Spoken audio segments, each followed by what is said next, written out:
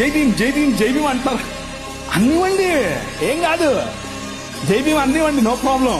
మీరేమన్నా తెలుసా, జై భీమ్ కు పైన కూడా ఉన్నాడు నా రాజు, మై కింగ్ అని చెప్పండి. ఆ భీమును నిలబెట్టింది నీ రాజు.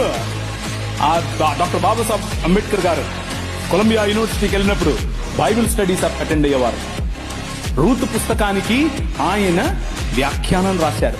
He was a practising Christian. ఆయన ప్రాక్టీసింగ్ క్రిస్టియన్ అండి బాబు.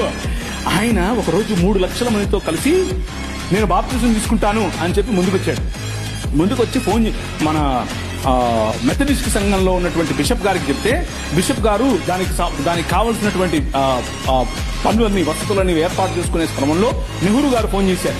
నెహ్రూ గారు ఫోన్ చేసి, ఏంటండి మీరు ఇలా చేస్తారంట, ఇలా చేస్తే మీకు ఈ పొలిటికల్ అపోజిషన్ ఎక్కువైపోతుందని చెప్పాడు. ఎప్పుడైతే మనోళ్ళు మాకొద్దండి, మీరు పొలిటికల్ కన్వర్షన్ అంట మాకొద్దు అని చెప్పి నెహ్రూ గారి ఒత్తిడికి లొంగారు. ఒక పక్క ఇంకొక ఆయనేమో గోసి పెట్టుకుని నిరాహార దీక్షకెళ్ళాడు. ఏమని, నువ్వు వెళ్తే ఏ మతానికైనా వెళ్ళు, కానీ క్రైస్తవానికి వెళ్ళొద్దని. ఆయన నువ్వు తప్పితే నాకేంటి, నేను యేసు ప్రభువుని అనుసరిస్తా అని చెప్పాడు. ఎవరు? డాక్టర్ బాబాసాహెబ్ భీమ్రావ్ అంబేద్కర్. ఇది నేను కొత్తగా చెప్పేది కాదు, దిస్ ఈజ్ హిస్టరీ. ఆ జై భీమ్ వాళ్ళకి తెలియదు. చెప్పండి, వెళ్ళి ధైర్యంగా చెప్పండి.